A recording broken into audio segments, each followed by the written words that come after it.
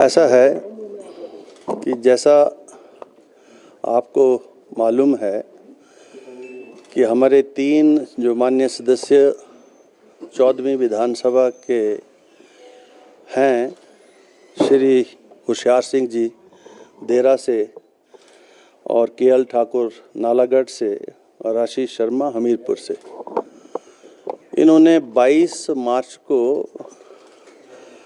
विधानसभा की सदस्यता से जो है वो रिज़ाइन किया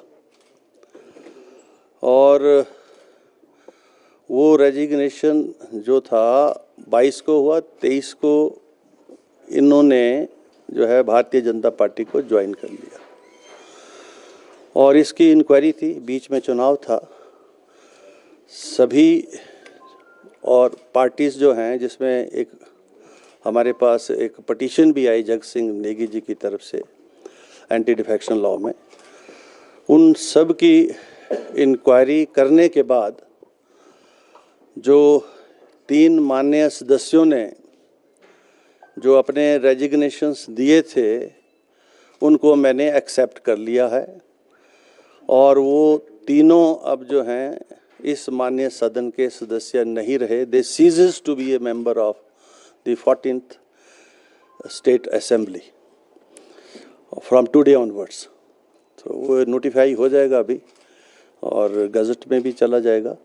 तो ये ऑर्डर मैंने अनाउंस कर दिया। क्या सर दल बदल कानून के तहत कार्रवाई की है या केवल स्वीकार की गई? दोनों के ही निष्कर्ष सेम है।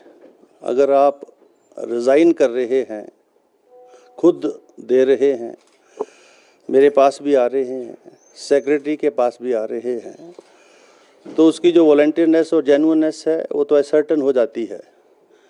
और उसके बाद जो दूसरी पटिशन जिसका जिक्र आप कर रहे हैं, जो एंटी डिफेक्शन लॉ में श्री जगत सिंह नेगी जी ने दी, उसकी भी ब्रीफ इंक्वायरी हमने की है और उसके पर हियरिंग भी है। अभी उस पटिशन की अभी हियरिंग भी है, फाइनल हियरिंग भी है, जिसको मैं जा रहा हूँ। लेकिन चूँकि आज ये फाइनल ऑर्डर पर रखा था मैंने, तो इसलिए उनका जो रेजिग्नेशन है उसको तो मैंने एक्सेप्ट कर लिया। बाकी प्रोसीडिंग्स अभी दूसरी जो हैं, अब नेट रिजल्ट तो ये है कि this is to the member either way, either if I accept the resignation और they are disqualified. So this is a less harsh order which I am passing.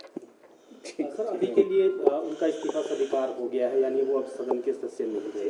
हाँ, सदन के एक्सेप्ट हो गया ऑर्डर, जो है अभी आपको मिल जाएगा साइट के ऊपर।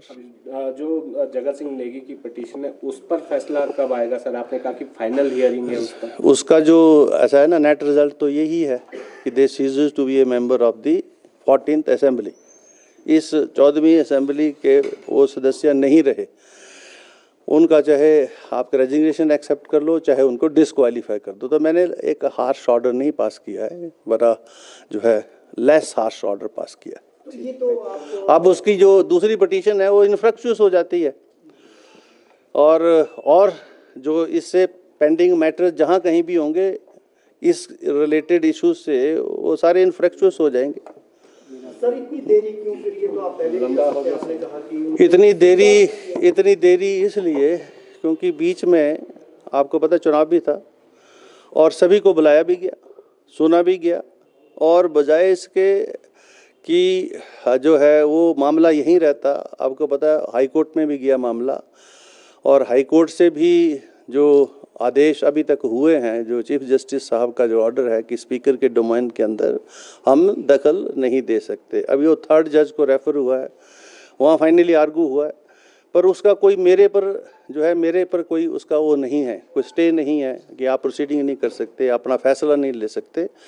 तो ये 2 महीने का समय जो है मिनिमम है, कुछ भी नहीं है, और इसमें इतना समय लगता है, टाइम भी देना पड़ता है, तो उस और जो रिकॉर्ड आया है उसको प्रोड्यूस भी करना पड़ता है। तो बड़ा डिटेल ऑर्डर मैंने लिखा है, आप उसको देख लेंगे तो आपको खुद संतुष्टि हो जाएगी। धन्यवाद। बिल्कुल, देरी से आया सही फैसला, देरी से आया सही फैसला। जो कहते हैं देर आए दुरुस्त आए, all is well that ends well, वो वाली कहावत है। ये वैसे जो हम हमारी तीनों की इंटेंशन, मैं तीनों की तरफ से बोल रहा हूँ, मैं तीनों इंडिपेंडेंट्स की तरफ से, हमारा जो रेजिग्नेशन देने का ये था, जो 22/3 को हम टेंडर किया था, उसका मकसद ये था कि लोकसभा के साथ साथ विधानसभा का इलेक्शन भी हो जाए, उपचुनाव। जैसे कि 6 जो कांग्रेस से गए थे भाजपा में, उनका हुआ साथ साथ, वैसे भी हमारा भी वही पर्पज था, ताकि सरकार का पैसा बचे, लोगों को, जो हमारे प्रबुद्ध मतदाता है नालागढ़ के, हमीरपुर कंस्टिट्यूंसी के, नालागढ़ कंस्टिट्यूंसी के और देहरा कंस्टिट्यूंसी के, उनको ही बार बार परेशानी ना हो। बार बार जो इलेक्शन का एक फेज चलता है उसमें 25-30 दिन बड़े परेशान होते हैं, वोटर्स भी, लोग कन्वेंसिंग के लिए जाते हैं, उनको भी परेशान करते हैं, वो ना हो। सरकार का खर्चा तो मैंने बता ही दिया, सरकार का खर्चा होता है।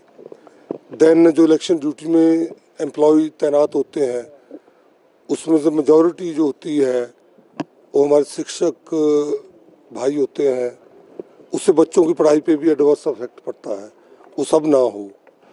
और आदर्श चुनाव संहिता, मॉडल कोड ऑफ कंडक्ट लगता है, जिसमें लगभग 1-1.5 महीना पूरा जिला में जो विकास कार्य रुक जाते हैं। जैसे अब इलेक्शन होगा, बाई इलेक्शन जो होगा 3 सीटों का, नालागढ़ विधानसभा की वजह से सोलन जिला में मॉडल कोड ऑफ कंडक्ट लगेगा पूरे में, हमीरपुर कंस्टिट्यूंसी की पूरे हमीरपुर जिला में लगेगा, और देहरा कंस्टिट्यूंसी की पूरा कांगड़ा जिला में लगेगा। 3 जिले में मॉडल कोड ऑफ कंडक्ट लगने से विकास कार्य भी प्रभावित होते हैं, लंबित होते हैं। तो ये सब ना हो, इसलिए हमने उस टाइम 22/3 को रेजिग्नेशन दिया था। परंतु हम उसके लिए ज़्यादा नहीं बोलना चाहेंगे। माननीय स्पीकर साहब जो है, उनको, क्योंकि कॉन्स्टिट्यूशनल पोस्ट है, तो क्योंकि उनका अधिकार क्षेत्र है, उसमें ज़्यादा नहीं बोलना चाहता हूँ। परंतु हमारी जो मंशा वही थी कि साथ साथ इलेक्शन हो, सरकार का एक भी पैसा लग ना लगे। मैंने तो बल्कि एक न्यूज़ प्रेस कॉन्फ्रेंस भी की थी, जब कई हमारे कांग्रेस भाइयों ने कहा था जो खर्चा पड़ेगा उनके ऊपर डालो। मैंने कहा था 7 इलेक्शन करवाइए, एक ईवीएम और रखनी थी वहाँ, एक ईवीएम पे जो खर्चा होना वो मैं दूंगा, हमने कहा था। तो इसलिए वो नहीं हो पाया, परंतु अब हो गया। तो मैं वही कहता हूँ, all is well that ends well, देर आए दुरुस्त आए। आपके इस फैसले को और स्पीकर के फैसले को, राजनीतिक कार्य बहुत अच्छा है। पूरे देश में जो है भाजपा जो है पूर्ण बहुमत से, 2/3 मेजॉरिटी से तीसरी बार सरकार बनाने जा रही है केंद्र में। तो बहुत अच्छी जो इनकी मोदी सरकार की 10 साल की जो विकास के कार्य हैं, उनके गरीब कल्याण योजनाएं हैं, उनकी हमारी पूरा देश का, हिंदुस्तान का नाम पूरे विश्व में रोशन हुआ है। वो जो चला हुआ सिलसिला है, भव्य राम मंदिर का निर्माण जो हमारी आस्था का प्रतीक है, वो सब बातें जो है वो सिलसिला आगे बढ़ेगा। तो वो होने जा रहा है कल, अब तक बिल्कुल सिचुएशन क्लियर हो जाएगी, ये होने वाला। अगर भाजपा हाईकमान टिकट देगा, कैंडिडेट तो आने तो जरूर लड़ेंगे। धन्यवाद।